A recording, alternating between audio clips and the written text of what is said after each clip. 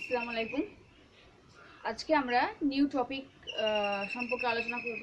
একটা বেসিক একটা জিনিস, তো সেটা হচ্ছে সেল থিওরি, অর্থাৎ cell the basic unit of life, অর্থাৎ জীবনের যে একটা একক, যেটা কোষ বলা হচ্ছে। ওকে, দেখো, তার আগে বলি যে একটা বাড়ি তৈরি করতে গেলে মানে মুখ্য মুখ্য উপাদান হিসেবে কিসের প্রয়োজন হয়? একটা যদি পাকা বাড়ি তৈরি করা হয়, তো দেখবে প্রধানত হচ্ছে ইটের প্রয়োজন। পাকা বাড়ি তৈরি করতে গেলে ইট দরকার পড়ে। ইট ছাড়া যেমন বাড়ি তৈরি করা সম্ভব নয়, ঠিক সেরকম একটা মানে অর্গানিজম, প্রাণী বা উদ্ভিদ বলো, তাদের কিন্তু দেহ গঠনকারী যে উপাদান, সেটা কিন্তু প্রধান হচ্ছে সেল।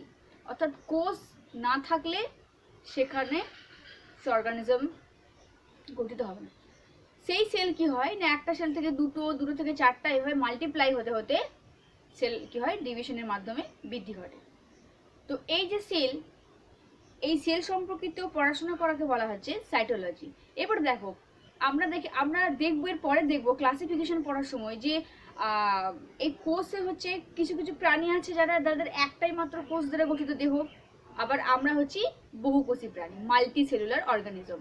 ওকে, তো এককোষী প্রাণী যেমন তাদের দেহ যেমন কোষ দ্বারা গঠিত, বহুকোষী প্রাণীর ক্ষেত্রেও সেল। তাহলে বলা যেতে পারে যে সেল হচ্ছে মানুষের দেহের গঠন, অর্থাৎ প্রাণীদের বা উদ্ভিদের গঠনগত কার্যগত একক হচ্ছে সেল, যেটা ছাড়া কিন্তু বডি তৈরি হতেই পারে না, বা একটা জীবন, একটা লাইফের উৎপত্তি ঘটে সেল দ্বারা, সেল থেকেই উৎপন্ন হয়ে থাকে। এই কিভাবে যে সেল তৈরি হলো, এইটা ক্লাস 12-এ ইভলিউশন বলে একটা চ্যাপ্টার আছে, সেখানে তোমাদেরকে জানতে পারবে যে একটা সেল কি করে প্রথম তৈরি হলো। ওটা এখন পরে। তো এই যে কোষ বলছি, এই কোষ প্রথম কোন বিজ্ঞানী আবিষ্কার করেছিলেন না, বিজ্ঞানী রবার্ট হুক। তিনি তার নিজের তৈরি আণুবীক্ষণ বা মাইক্রোস্কোপের সাহায্যে তিনি প্রথম এই কোষকে অনুবীক্ষণ বা পর্যালোচনা করেছিলেন। তাহলে কোষের প্রথম তিনি অনুবীক্ষণ করেন কি, রবার্ট হুক। তাহলে নোট করে নেবে, নোট করবে। রবার্ট হুক নিজের তৈরি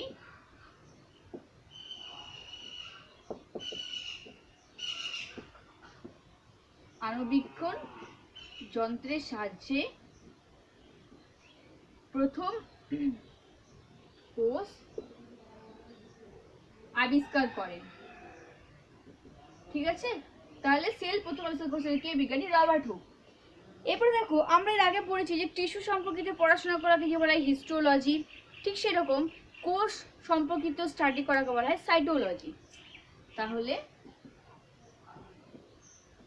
the study of cell is called কি, সাইটোলজি। ওকে, সাইটোলজি কাকে বলা হচ্ছে? কোষবিদ্যা। না, কোষ সম্পর্কিত পড়াশোনাকে বলা হচ্ছে সাইটোলজি।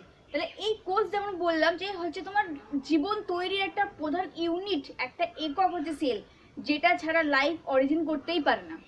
সেই সেল, এককোষী সেল অনেকগুলো, প্রথম হয়তো উৎপন্ন হয়েছে এককোষী সেল, একদম আদি সেল। পরবর্তীকালে সেই সেল অনেকগুলো ইউনিসেলুলার অর্গানিজম মিলিত হয়ে আবার তৈরি হয়েছে মাল্টি সেলুলার অর্গানিজম বা বহুকোষী প্রাণী। সেগুলো সম্পর্কে সব পরে বলবো। ওকে, তাহলে দেখো, তাহলে কোষ কাকে বলবো? এতক্ষণ যে বললাম যে কোষ হচ্ছে দেহের মুখ্য উপাদান, অর্থাৎ দেখবে আমাদের দেহের কোনো অংশ যদি কেটে যায়, হাত পায়ের কোনো জায়গা, তো কিছুদিনের মধ্যে পূরণ হয়ে যায় কিসের মাধ্যমে? সেল ডিভিশনের মাধ্যমে। তো এই সেল বিভাজনের মাধ্যমে কি হচ্ছে, আমরা সেল ডিভিশনের মাধ্যমে আমরা যখন প্রথম জন্মেছিলাম, তারপর থেকে আমাদের এখন এই এজ অবধি আমাদের সব অর্গানের ডেভেলপমেন্ট হয়েছে কিসের জন্য? সেল ডিভিশনের দ্বারা। ওকে, তাহলে কোষের সংজ্ঞা, কোষ কাকে বলবো? এখানে একটা কথা আসবে, অর্ধভেদ্য পর্দা। অর্ধভেদ্য পর্দা দ্বারা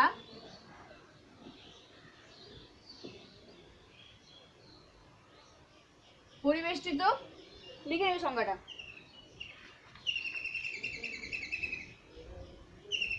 প্রোটোপ্লাজম দ্বারা গঠিত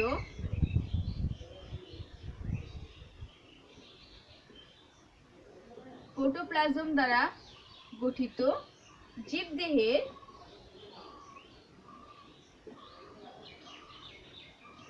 গঠনগত ও কার্যগত এককে বলা হয় কোষ। বোঝা গেছে? দেখো এখানে একটা কত টার্ম ইউজ করা হয়েছে, তাহলে প্রধানত বোঝা গেছে সেল কি বোঝা গেছে, যে জীবনের গঠিত হওয়ার মূল যে উপাদান, অর্থাৎ একটা লাইফ অরিজিন হয় যার যেটা দ্বারা যেটা থেকে সেটাই হচ্ছে সেল, কোষ। অর্ধভেদ পর্দা, অর্ধভেদ পর্দাটা কি? এটা হচ্ছে যে মেমব্রেন, সেমি পারমিয়েবল মেমব্রেন, যেটার মাধ্যমে কি হয় না কিছু জিনিস সেল থেকে বাইরে এন্ট্রি করে বাইরে বের হয়, আবার বাইরে থেকে কোনো কিছু জিনিসকে সেলের মধ্যে প্রবেশ করতে সাহায্য করে। এই যে ভিতরের জিনিস বাইরে, বাইরের জিনিস ভিতরে প্রবেশ করতে সাহায্য করছে, সেই জন্য বলা হচ্ছে অর্ধভেদ্য, অর্থাৎ সম্পূর্ণ না হলেও কিছু জিনিসের আদান প্রদান সম্ভব, ওই জন্য অর্ধভেদ্য। তাহলে অর্ধভেদ্য পর্দা দ্বারা পরিবেশিত প্রোটোপ্লাজম দ্বারা গঠিত।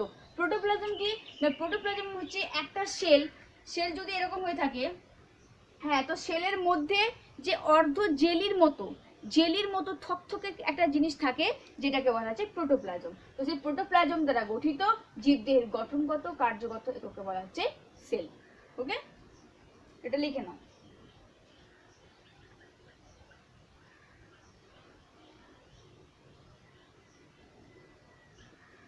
দেখো এরপরে কিছু জিনিস বলবো, এগুলো একটু নোট করে নেবে। হ্যাঁ, একটা কোষের আয়তন কতটা হতে পারে? একটা কোষের আয়তন কেমন? দেখো জীবদেহের আকার এবং আয়তন যেমন ভিন্ন ভিন্ন, সেরকম কোষের আকার ও আয়তন ভিন্ন ভিন্ন হয়ে থাকে। একটা অ্যামিবার ক্ষেত্রে বা একটা এককোষী প্রাণীদের ক্ষেত্রে যে ধরনের সেলের আয়তন বা আকার হবে, একটা বহুকোষী প্রাণীদের ক্ষেত্রে সে ধরনের সেলের আকার আয়তন হবে না, অর্থাৎ চেঞ্জ। তো জীবের যে আকার বা আয়তন তার উপর নির্ভর করে সেলের আকার এবং আয়তন। ওকে, জীবজগতের মধ্যে সব থেকে ক্ষুদ্রতম জীব হচ্ছে মাইক্রোপ্লাজমা গ্যালসিপটিকাম।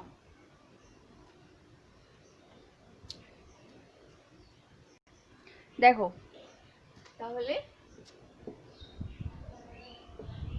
কোষের আয়তন কি বললাম, যে বিভিন্ন জীবের আকার এবং আয়তনের উপর নির্ভর করে সেলেরও আকার এবং আয়তন। এই নোট করবে, সব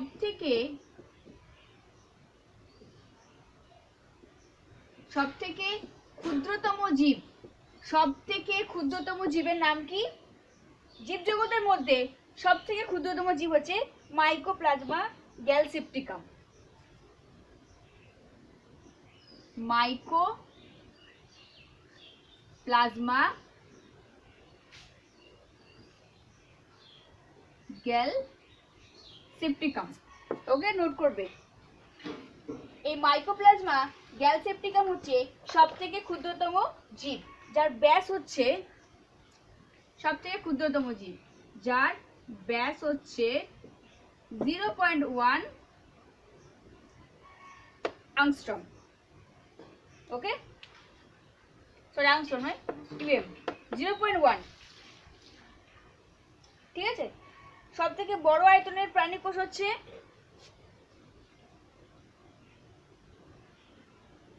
সব থেকে বড় আয়তনের প্রাণী কোষের নাম কি? উট পাখির ডিম। এই উট পাখির ডিম হচ্ছে সব থেকে বড় আয়তনের কি কোষ।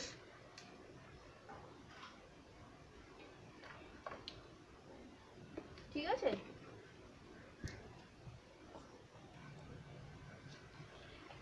নোট করেছো এটা? তাহলে জীবজগতের মধ্যে সবথেকে ক্ষুদ্রতম জীব হচ্ছে মাইক্রোপ্লাজমা গ্যালসেপ্টিকাম, যার ব্যাস 0.1 ইউএম। সব থেকে বড় আয়তনের প্রাণী কোষের নাম কি? উট পাখি ডিম। এখান থেকে এমসিকিউ কোশ্চেন আসতে পারে। ঠিক আছে, দেখো নোট করবে। 3 নাম্বার, মানব দেহে, এগুলো হচ্ছে তোমার সেল, এগুলো হচ্ছে তোমার বেসিক জিনিস, এগুলো জেনে রাখা দরকার, যে সব থেকে ক্ষুদ্রতম, সব থেকে বৃহত্তম, সব খালি চোখে দেখা যায়, সব থেকে আকারে বড়, এই জিনিসগুলো মনে রাখবে। মানব দেহের ক্ষুদ্রতম কোষের নাম কি? মানবদেহের ক্ষুদ্রতম কোষের নাম হচ্ছে লিম্ফোসাইট নামক শ্বেতকণিকা। ওকে, তাহলে পরে কোশ্চেন আসতে পারে যে মানবদেহের সবথেকে ক্ষুদ্রতম কোষের নাম কি? লিম্ফোসাইট নামক শ্বেতকণিকা। ওকে, আর মানবদেহের দীর্ঘতম কোষ হলো কি? স্নায়ু কোষ। মানবদেহের দীর্ঘতম কোষের নাম কি? কোষ হলো স্নায়ু কোষ। ঠিক আছে, অর্থাৎ সারা শরীরের মধ্যেই পায়ের একদম পায়ের আঙুল থেকে শুরু করে ব্রেন অবধি বা ব্রেন থেকে শুরু করে একদম পায়ের আঙুল অবধি অবস্থান করে আছে কে? স্নায়ু কোষ। তাহলে মানব দেহের মধ্যে ক্ষুদ্রতম কোষের নাম হচ্ছে লিম্ফোসাইট নামক শ্বেতকণিকা, আর মানব দেহের মধ্যে দীর্ঘতম কোষ হচ্ছে স্নায়ু কোষ। নোট করো।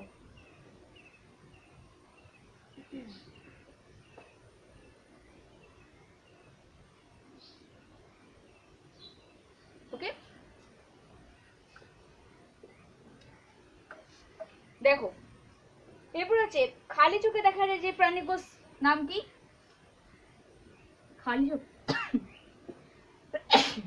খালি চোখে দেখা যায়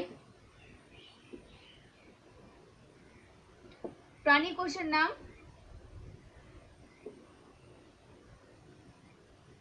পাখির ডিম। নোট করবে, খালি চোখে দেখা যায় প্রাণী কোষ পাখির ডিম। ওকে, সব থেকে বড় উদ্ভিদ কোষের নাম? তাহলে প্রাণী মানব দেহের বললাম স্নায়ু কোষ, আর সব থেকে বড় উদ্ভিদ কোষের নাম? দেখো সব থেকে বড় উদ্ভিদ কোষের নাম হচ্ছে র্যামি গাছের বাকলের একটা তন্তু। কি? র্যামি গাছের বাকল মানে ছাল, বাকলের একটা তন্তু, যার ব্যাস হচ্ছে কত? যার ব্যাস হচ্ছে 550 সেন্টিমিটার। সব থেকে বড় উদ্ভিদ কোষের নাম হচ্ছে র্যামি গাছের বাকলের তন্তু, যার ব্যাস 550 মিটার। ওকে, আচ্ছা, সবথেকে ছোট কোষ দেখলাম মাইক্রোপ্লাজমা গ্যালসিপ্টিকাম। সব থেকে বড় উদ্ভিদ কোষ হচ্ছে তোমার র্যামি গাছের বাকলের তন্তু, খালি চোখে দেখা যায় পাখির ডিম। ওকে, আচ্ছা, খালি চোখে দেখা যায় উদ্ভিদ কোষের নাম, খালি চোখে দেখা যায় প্রাণী কোষ পাখির ডিম, আর খালি চোখে দেখা যায়, এগুলো মুখস্থ করবে, খালি চোখে দেখা যায় উদ্ভিদ কোষের নাম হচ্ছে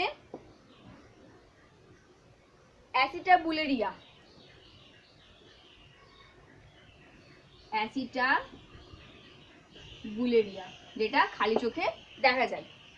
ঠিক আছে, আচ্ছা, সব থেকে বড় উদ্ভিদ, এইগুলো কিন্তু মুখস্থ করবে, এগুলো জেনে রাখাটা খুবই দরকার। সব থেকে বড় উদ্ভিদের নাম,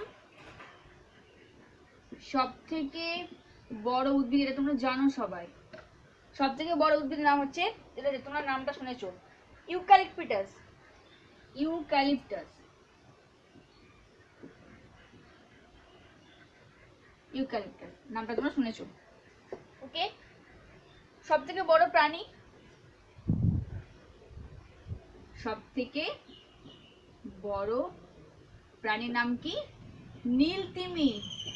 নীলতিমি হচ্ছে সব থেকে বড় প্রাণী। ঠিক আছে, তাহলে এটা মনে রাখবে, নোট করে নাও এগুলো। আর সব থেকে লম্বা প্রাণী হচ্ছে রিবন ওয়ার্ম মানে কৃমি।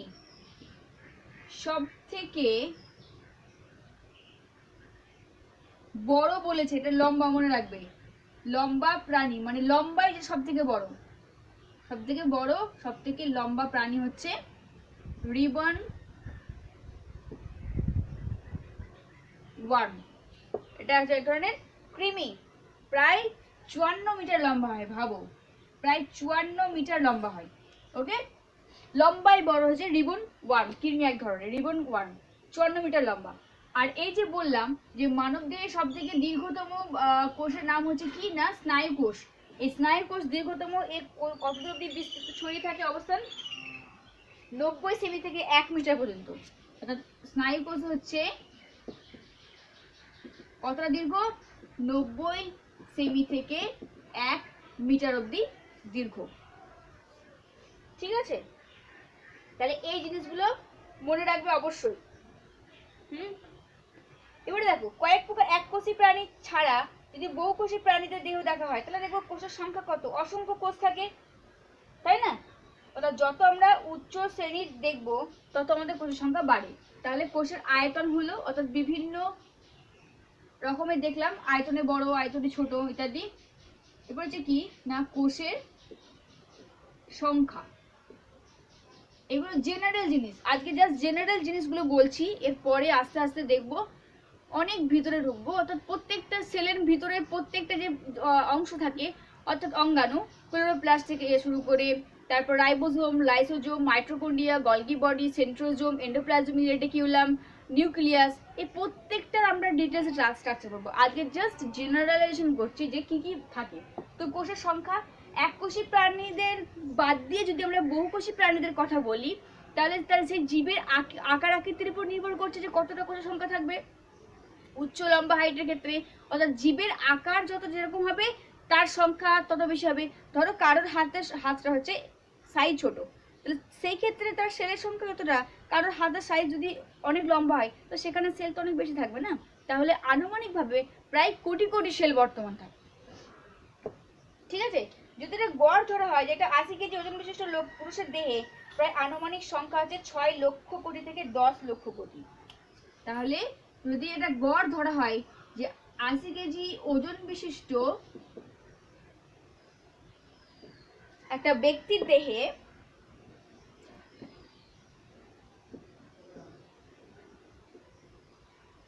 পুরুষ মানুষের দেহের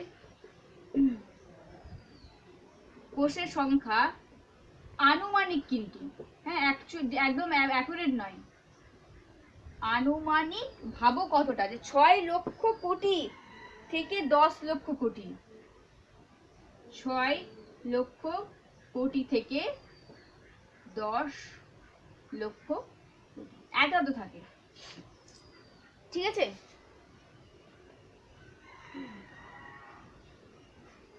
এবারে দেখো কোষ বিভিন্ন রকমের আকার হতে পারে, গোলাকার হতে পারে, লম্বাকৃতি হতে পারে, দণ্ডাকার হতে পারে, স্পাইরাল হতে পারে, পেঁচিয়ে অবস্থান করতে পারে, সেগুলো আমরা পরের ক্লাসে দেখবো। তাহলে আজকে আমরা কি দেখলাম যে কোষ কাকে বলে? অর্ধবেদ পর্দা দ্বারা গঠিত প্রোটোপ্লাজম বেষ্টিত যে জীবদেহের গঠনগত কার্যকতা, জীবদেহ যে মেন জিনিসটা নিয়ে গঠিত, লাইফ অরিজিনেট করেছে সেটাকে বলা হচ্ছে কোষ। ওকে, আর কি দেখলাম যে এই কোষ আবিষ্কার করেছেন বিজ্ঞানী রবার্ট হুক 1665 খ্রিস্টাব্দে, তিনি তার নিজের তৈরি আণুবীক্ষণ যন্ত্রের দ্বারা। আর কি দেখলাম যে কোষ সম্পর্কিত স্টাডিকে বলা আছে কি সাইটোলজি। তারপর দেখলাম আমরা যে কোষের আয়তন, অর্থাৎ কোষের জীবের আকার এবং আকৃতির উপরে কোষের আয়তনটা নির্ভর করে থাকে।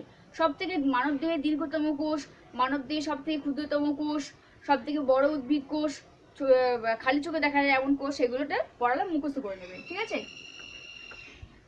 এই ওইটা মুখস্থ করবে, বাকিগুলো বোঝো। এবারে দেখো একটা কোষের মধ্যে অনেক অঙ্গাণু নিয়ে একটা সেল, আদর্শ সেল গঠিত হয় অনেক অঙ্গাণু দিয়ে, কিন্তু কোষের অনেক অন্যান্য অঙ্গাণু তো আছেই, তার মধ্যে মেন যে 3টে উপাদান থাকবেই সেটা হচ্ছে কি, সেল মেমব্রেন, কোষ পর্দা, সাইটোপ্লাজম এবং নিউক্লিয়াস। তাহলে একটা কোষের ক্ষেত্রে এই 3টে জিনিস প্রধান থাকবে, সেল মেমব্রেন, কোষ পর্দা, সাইটোপ্লাজম এবং নিউক্লিয়াস।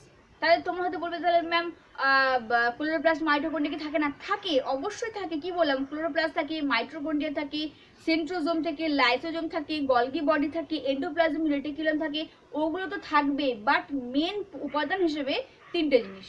তাহলে কি সেলের অর্থাৎ কোষের প্রধান উপাদান হিসাবে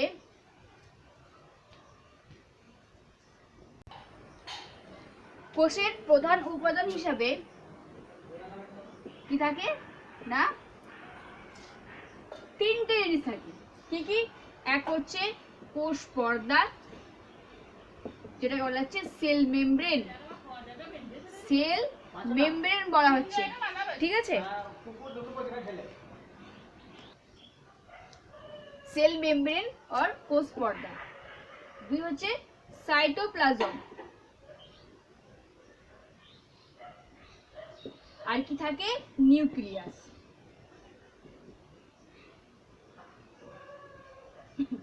তাহলে এরপর আমরা মেইন জিনিসে ঢুকছি যে একটা কোষের উপাদান কি কি থাকে? কোষ পর্দা, সাইটোপ্লাজম, নিউক্লিয়াস।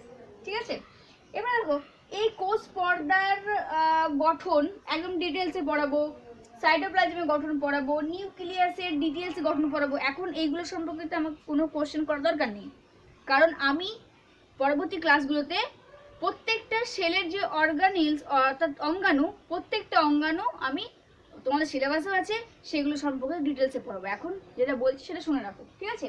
তাহলে কোষ পর্দাটা কি? কোষ পর্দা হচ্ছে, ধরো এটা একটা সেল, ওকে? তাহলে এই সেলের বাইরের দিকে যে মেমব্রেন, যে পর্দা, দ্বি একক পর্দা অর্থাৎ দুটি একক পর্দা দ্বারা গঠিত, যেটাকে বলা হচ্ছে কোষ পর্দা। ঠিক আছে, তো এই কোষ পর্দা হচ্ছে তোমার প্রতিটি সজীব কোষের মধ্যে বর্তমান। এই কোষ, প্রতিটি সজীব কোষের প্রোটোপ্লাজম, যে স্থিতিস্থাপক, প্রবেদক, লাইপোপ্রোটিন নির্মিত 3টে স্তর থাকে। তাহলে এই কোষ পর্দা হচ্ছে কটা? না 3টি স্তর বিশিষ্ট কি নির্মিত? প্রোটিন, লাইপোপ্রোটিন, নামটা মনে রাখবে। লাইপোপ্রোটিন নির্মিত 3টে স্তর, অর্থাৎ সেলের কয়টা স্তর থাকে? এই ধরনের 3টে স্তর দ্বারা গঠিত হচ্ছে ত্রি-একক, 3টে একক স্তর নিয়ে গঠিত, যেটা তাকে বলা হচ্ছে কোষ পর্দা। কার মধ্যে থাকে? সাইটোপ্লাজমের চারিপাশে। সাইটোপ্লাজম, প্রোটোপ্লাজম কি না? প্রোটোপ্লাজম হচ্ছে কোষের মধ্যে থাকা জেলির মতো যে পদার্থ, তাকে বলা হচ্ছে প্রোটোপ্লাজম। সেই প্রোটোপ্লাজমের মধ্যস্থ যে প্রবেদক ভেদ্য, এটা কি বললাম না? প্রবেদক ভেদ্য।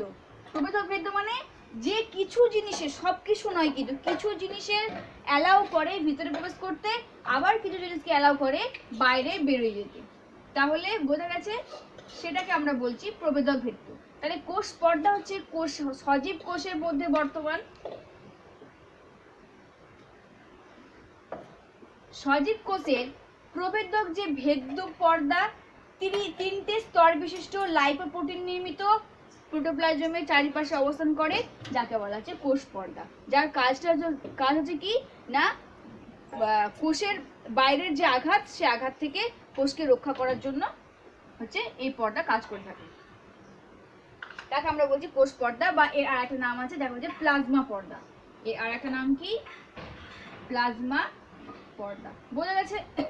যেটা সেলের হচ্ছে মুখ্যম একটা উপাদান। অর্থাৎ সেল যখন আমরা ক্লাস 12-এ দেখতে পাবো যে যখন একটা সেল তৈরি হয়, কোষ তৈরি হয়, তো তার প্রথম তৈরি হয় যে তোমার এই মেমব্রেন।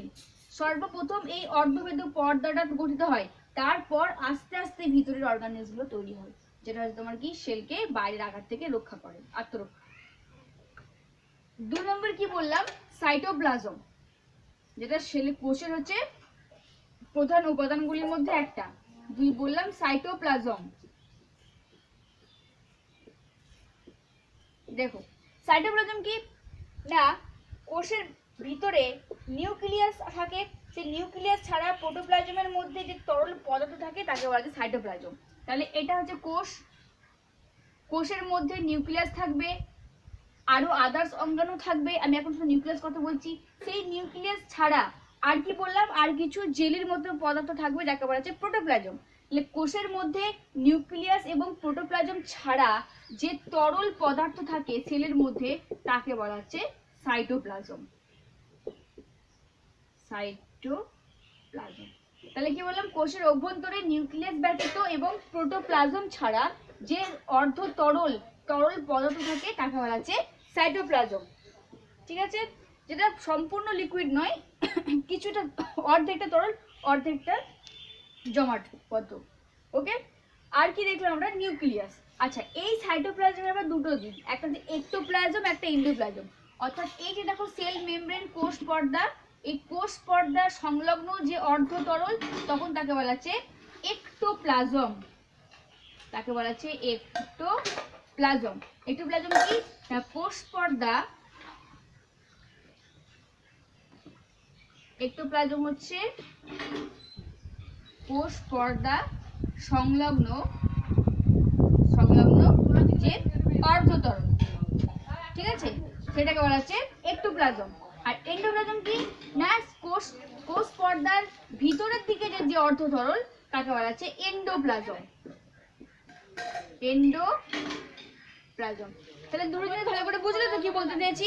তাহলে প্রথম বলতে চাইলাম যে সাইটোপ্লাজম মানে কোষের মধ্যে নিউক্লিয়াস ছাড়া যে অর্ধতরল অংশ থাকে তাকে সাইটোপ্লাজম বলছি। এই সাইটোপ্লাজমের দুটো অংশ, একটা একটোপ্লাজম একটা এন্ডোপ্লাজম। একটোপ্লাজমটা কি না, কোষ পর্দার একদম ধারে, এই ধারে পরিধির দিকে যে অর্ধতরল থাকে তাকে বলা হচ্ছে একটোপ্লাজম।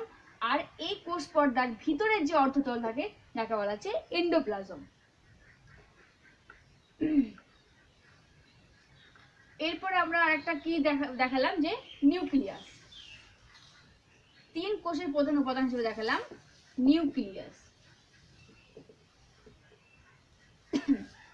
আমাদের দেহের মধ্যে সবথেকে প্রধান এবং মেন অংশ কোনটি? মস্তিষ্ক। যদি এটাই না থাকে, ব্রেন না থাকে, মস্তিষ্ক না থাকে তাহলে ডেড। ঠিক সেরকম কোষের মস্তিষ্ক বলা হয় নিউক্লিয়াসকে। নিউক্লিয়াস হচ্ছে কোষের মস্তিষ্ক, অর্থাৎ সমস্ত রকমের কাজকর্ম কোথায় থাকে আমাদের, যেমন সবকিছুই কোথা থেকে হয়ে থাকে, ব্রেন থেকে, সেখানকার নার্ভ থেকে তো পরিচালনা হয়ে থাকে সারা শরীরের সমস্ত কাজকর্ম, মুখ্য ভূমিকা। ঠিক সেরকম কোষের মস্তিষ্ক বলা যায় নিউক্লিয়াস। তাহলে নিউক্লিয়াসটা কি? প্রোটোপ্লাজমের মধ্যে সব থেকে ঘন গোলাকার দ্বি-একক পর্দা বেষ্টিত যে অংশ। তাহলে এটা হচ্ছে কোষ, সেল। আমি গোল আঁকছি মানে কোষের আকার কিন্তু গোল নয়, পরে পড়াবো। কোষের বিভিন্ন রকম আকৃতি হয়ে থাকে, বোঝানোর জন্য বলছি, তার মধ্যে গোলও একটা আকার। তো সেই কোষের ভিতরে প্রোটোপ্লাজম আছে, সাইটোপ্লাজম আছে, তার মধ্যে থাকা যে দ্বি-একক পর্দা বেষ্টিত যে অঙ্গাণু তাকে বলা হচ্ছে নিউক্লিয়াস। ঘন দ্বি-একক পর্দা বেষ্টিত অঙ্গাণু যাকে দিয়ে বলা হচ্ছে নিউক্লিয়াস। যে নিউক্লিয়াসের আবার কয়টি অংশ নিয়ে গঠিত? যে নিউক্লিয়াস আবার 4টি অংশ নিয়ে গঠিত। নিউক্লিয়াস আবার 4টে অংশ নিয়ে গঠিত। কি কি? এক হচ্ছে নিউক্লিওলাস। এবারে এই যে নিউক্লিয়াসটা এখন ব্রিফ বলছি বোঝানোর জন্য, যে মুখ্য উপাদান, এই নিউক্লিয়াসের ডিটেইলস স্ট্রাকচার পড়বো, পুরো স্ট্রাকচারটা পরে পড়বো। তাহলে কি কি থাকে?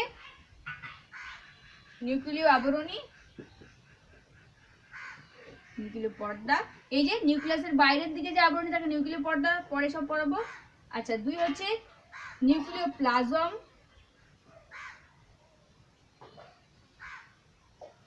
একটা হচ্ছে নিউক্লিয় আবরণী, নিউক্লিয় প্লাজম, নিউক্লিয় লাস,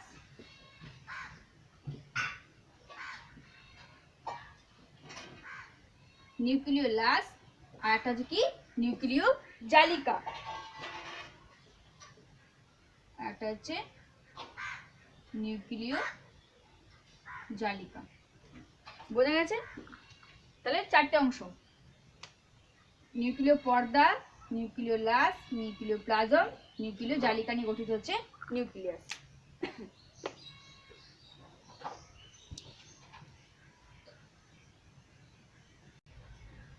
দেখো, তাহলে বললাম যে পৃথিবীর যখন আদিম জীব সৃষ্টি হয় তখন সেটা ছিল এককোষী জীব।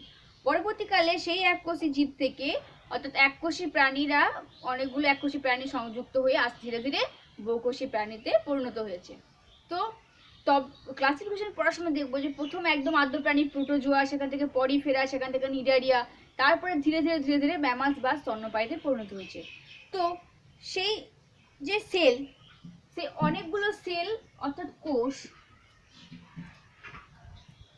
এই অনেকগুলো কোষ নিয়ে যদি দেখা যায় যে প্রথম তৈরি হতো সেল, সেই সেলগুলো অনেকগুলো সেল একত্রিত হয়ে কি গঠন করেছিল? কলা। তোমাদেরকে পড়িয়েছি, অনেকগুলো সেল একত্রিত হয়ে কি হয়েছিল? কলা বা টিস্যু। আবার এই অনেকগুলো কলা নিয়ে কি হয়েছিল?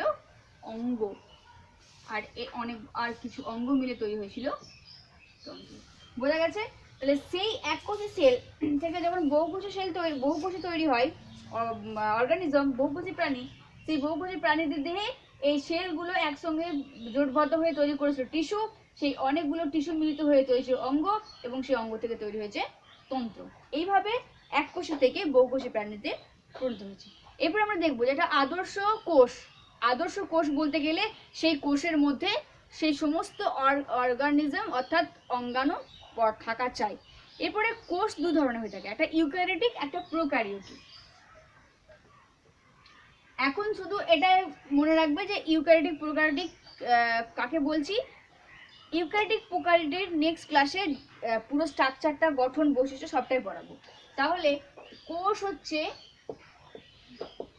দুই প্রকার, তিন প্রকার হয়, আমি এখন দুই প্রকার দেখাচ্ছি।